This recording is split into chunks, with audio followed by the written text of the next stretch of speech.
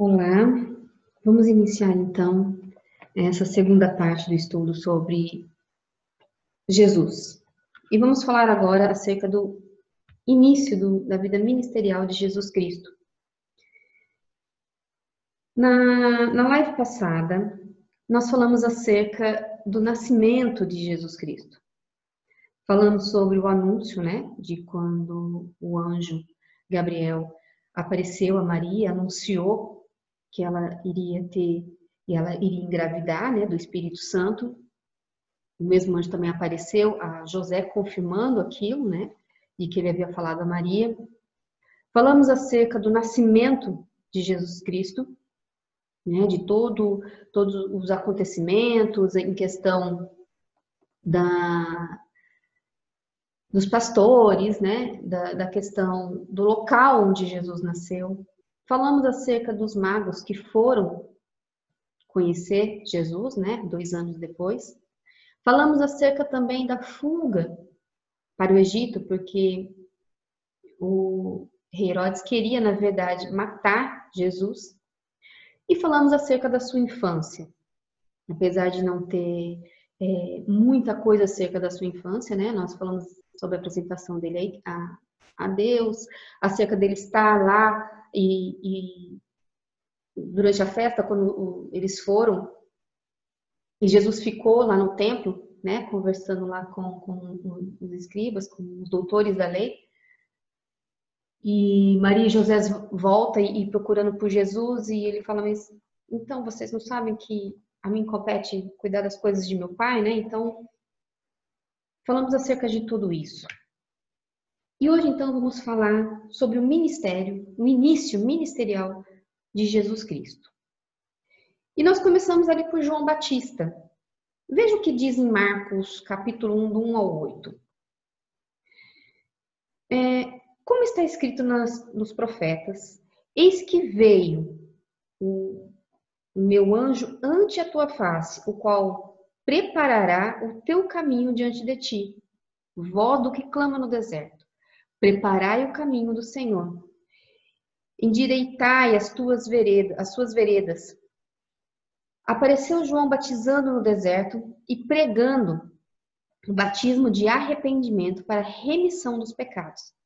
E toda a província da Judéia e os de Jerusalém iam ter com ele, e todos eram batizados por ele no Rio Jordão, confessando os seus pecados. Então, assim, nós vemos aqui, eu não vou ler todo, mas vocês podem estar lendo. Nós podemos já ver de princípio o que aconteceu. João Batista, ele já é anunciado, Ele já foi, ele é o cumprimento de profecias já do Antigo Testamento.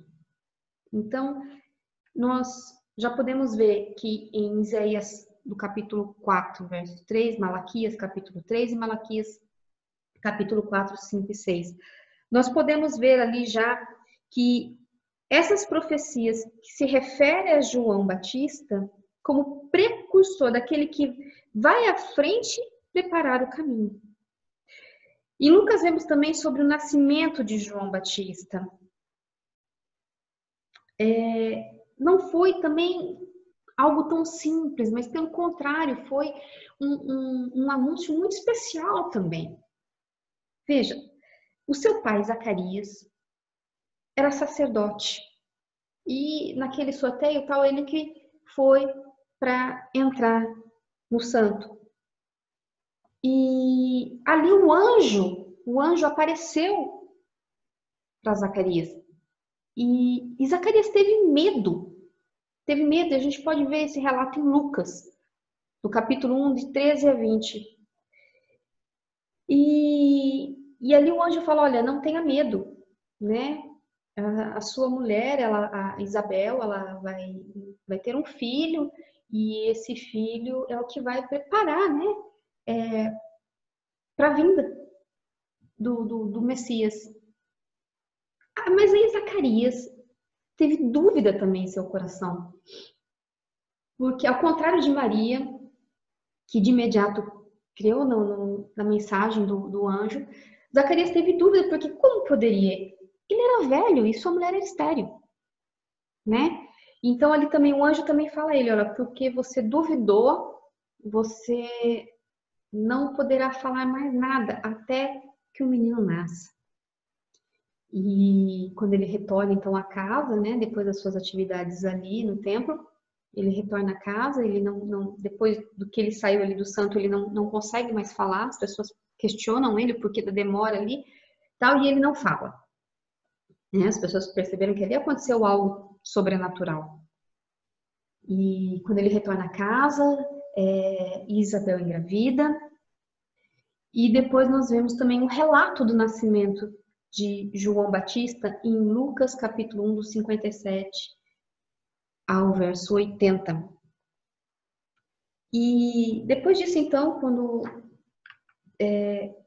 João Batista desaparece de cena, né, depois do seu nascimento, aí nós vamos vê-lo novamente quando ele surge, então, já no deserto. E ele já ali, o texto também relata para gente que ele estava ali no deserto, perto do Rio Jordão, perto de Betânia. E ali o que ele fazia? Ele exatamente anunciava o arrependimento. O texto também nos fala que ele se vestia como o profeta Elias. E fala acerca também de uma mensagem bem enfatizante, bem forte, sobre o arrependimento. E convoca o povo, então, para um batismo do arrependimento. Né? Então, e ali quem ministrava mesmo o batismo era o próprio João Batista. Mas aí a pergunta é, por que o batismo? Afinal, o batismo era conhecido por Israel? O símbolo da aliança não é a circuncisão? Acontece que o que nós podemos ver na história é que o batismo não era comum, mas era conhecida por Israel. As pessoas que não eram judias e queriam se tornar convertidas ao judaísmo, essas eram batizadas. Aí assim também vemos naquela comunidade, né, que se separou do judaísmo e foi viver isoladamente, os essênios, né?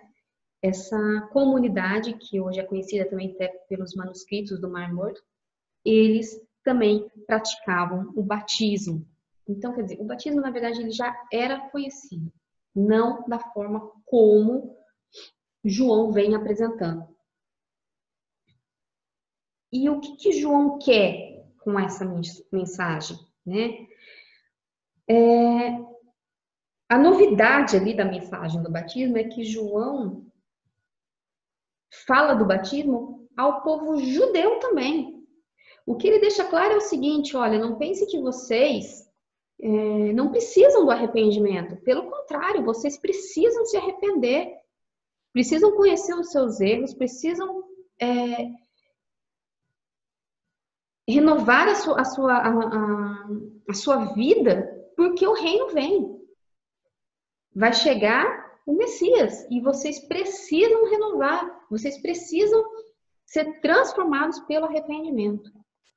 E essa que era a parte mais complicada, né? Porque aí o que João encontrou? Uma certa resistência dos fariseus. E João fala, e quando alguém questiona, mas como? Ele fala, a gente vai se arrepender? Ele fala, com obras de arrependimento. A mensagem de João, ela é muito firme no arrependimento e no batismo. Quer dizer, o batismo ele não vai salvar, mas ele vai declarar esse arrependimento e essa nova pessoa que surge, né? E quando João viu Jesus, ele também fala a André ali, e ali começa já os primeiros discípulos, né?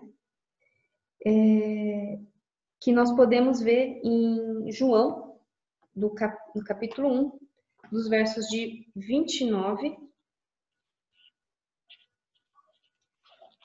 João, capítulo 1, nos versos de 29 a 31.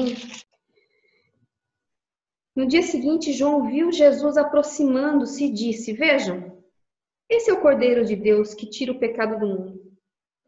Este é aquele a quem eu me referi quando disse: Vem depois de mim um homem que é superior a mim, porque já existia antes de mim.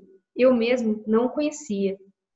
Por isso é que vim batizando com água, para que ele viesse a ser revelado a Israel. E depois no versos 35, ele fala assim: No dia seguinte, João estava ali novamente com 2 de seus discípulos. Quando viu Jesus passando, disse: Vejam, é o Cordeiro de Deus. Ouvindo dizer isso, os 2 discípulos seguiram Jesus, voltando-se e vendo Jesus, que os 2 o seguiam, perguntou-lhes: O que vocês querem? Eles disseram: Rabi, o que significa mestre. Onde estás hospedado? Respondeu ele: Venham e verão. Então foram, e por volta das 4 horas da tarde, viram onde ele estava hospedado e passaram com ele aquele dia. Então, André, irmão de Simão Pedro, era um dos 2 que tinham ouvido o que João dissera e que havia seguido Jesus. O primeiro que ele encontrou foi Simão, seu irmão. Ele disse: Achamos o Messias, isto é, o Cristo. E o levou a Jesus. Então, nós já começamos a ver todo um movimento, né, do início ministerial de Jesus. Esse início ministerial de Jesus também é marcado pelo seu batismo. Então, primeiro nós vemos o início ministerial de Jesus marcado com João Batista, aquele que foi à frente preparar, certo? E agora o batismo, que nós podemos ver em Marcos capítulo 1, nos versos de 9 a 11. Naquela ocasião, Jesus veio de Nazaré da Galileia e foi batizado por João no Jordão. Então, Jesus estava um pouco acima ali e ele desceu então para ali onde João estava. Continuando aqui então. Versículo 10. Assim que saiu da água, Jesus viu o céu se abrindo e o Espírito desceu como pomba sobre ele. Então veio do céu uma voz: Tu és o meu filho amado, em ti me agrado. Veja, Jesus já era cheio do Espírito Santo. Jesus já era cheio do Espírito Santo. E ali então, até porque ele foi gerado pelo Espírito Santo. Então, ali, a pomba ele vem então ungir Jesus para o que estava por vir, esse início ministerial dele. Nós podemos ver também que quando Jesus se aproxima para ser batizado por João, em Mateus capítulo 3:13, nós vemos também uma resistência de João para batizar Jesus. Porque João falava assim, não, mas quem sou eu para te batizar? Né? Então, aqui no capítulo 3, no verso 13, João diz assim: Então Jesus veio da Galiléia ao Jordão para ser batizado por João. João, porém, tentou impedi-lo, dizendo: Eu preciso ser batizado por ti, e tu vens a mim? Mas o que Jesus deixa claro aqui? Jesus foi circuncidado, Jesus foi apresentado na igreja. O que Jesus deixa claro é que ele não veio desobedecer às ordens de Deus, mas ele veio cumprir as ordens de Deus. E como ele se fez homem, e ele, vamos analisar o seguinte, ele foi gerado pelo Espírito Santo. Ele era o Deus em pessoa, encarnado como homem. E ele não tinha pecado. Ele não precisava, se a mensagem é arrependimento, batismo pelo arrependimento, do que Jesus ia se arrepender? Mas quando ele faz isso, ele toma sobre si o nosso pecado. Então, assim, ele está ali tomando os nossos pecados e fazendo se cumprir realmente todos os mandamentos de Deus. Todos os mandamentos de Deus, assim, não deixando nada para trás, para que a gente pudesse realmente ter Ele como o nosso exemplo de vida. O que nós podemos observar aqui, então, no batismo, é que depois, então, que o Espírito Santo vem e Deus fala, então, né, esse é o meu filho, em quem eu tenho alegria, né?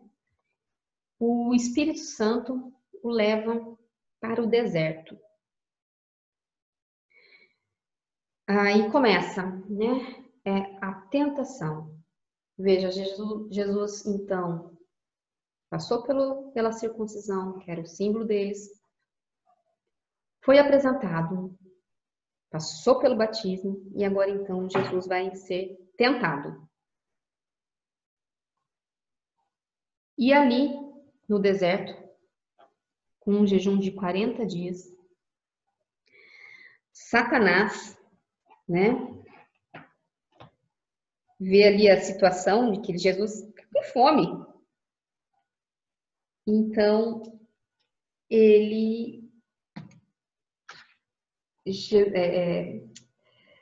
Satanás começa ali a perturbar, né? Como se Satanás não soubesse fazer outra coisa, não fosse perturbar. Mas vamos lá.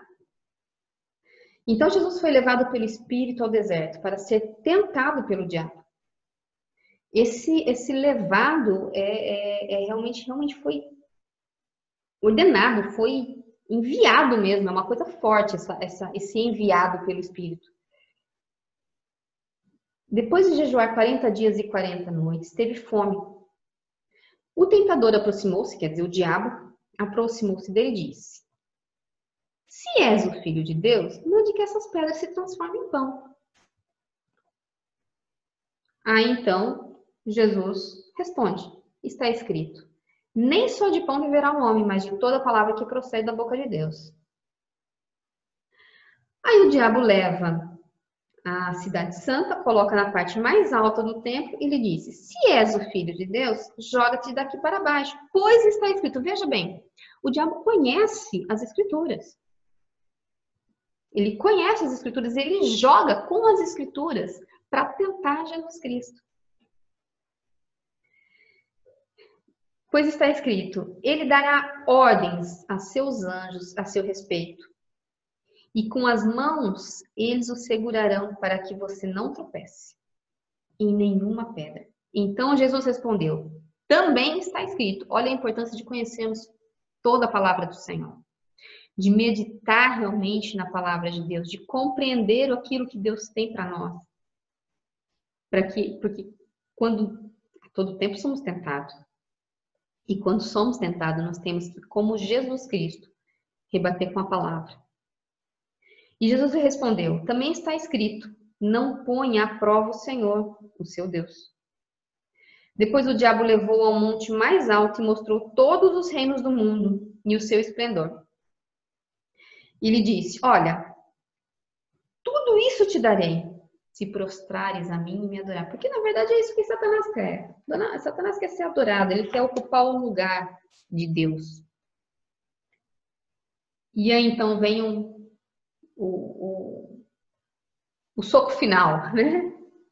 Jesus disse: Retira-te, Satanás, pois está escrito: Adore o Senhor, o seu Deus, e só a Ele preste culto. E então o diabo o deixou e os anjos vieram e lhe serviram. Satanás tentou, de todas as formas, tentar Jesus, fazer com que ele caísse no pecado, né? Mas Jesus em nenhum único momento cedeu à tentação. E então daí Jesus então começa o seu ministério em Marcos capítulo 1, 14 e 15. E a mensagem de Jesus chegou e o tempo de cumprir as profecias. Jesus então percorre todas as vilas da Galileia e ali então ele realiza o seu primeiro milagre, que nós podemos ver no livro do Evangelho de João, no capítulo 2, dos versículos de 1 a 12, quando ele transforma a água em vinho. E o que nós podemos, então, concluir com essa pequena meditação sobre o início do ministério de Jesus? Esses 3 eventos importantes sobre o início do ministério de Jesus. João Batista, que é o último grande profeta de Israel. Ele não fez nenhum tipo de milagre, mas Jesus se refere a ele como o maior. O batismo de Jesus e a tentação de Jesus, que mostra como Cristo se submeteu à vontade de Deus em tudo. E o que nós podemos, então, reter mesmo, o que nós podemos, então, observar sobre tudo isso? É que Cristo é o segundo Adão. Assim como Adão, lá no início, quando Deus criou o mundo, fez todas as coisas, Adão foi tentado, mas caiu. E com isso a morte entrou. Houve a separação dos filhos de Deus com o Pai. Então veio Cristo como um homem, passou pelos processos que era do povo de Deus, foi tentado, mas agora já não pecou, mas agora já não caiu na tentação. E com isso, e do que a gente vai ver mais lá à frente, através de Cristo, nós temos a vida. Aquilo que Adão fez lá no princípio, trazendo a morte para toda a humanidade, agora Cristo vem trazendo a vida para toda a humanidade.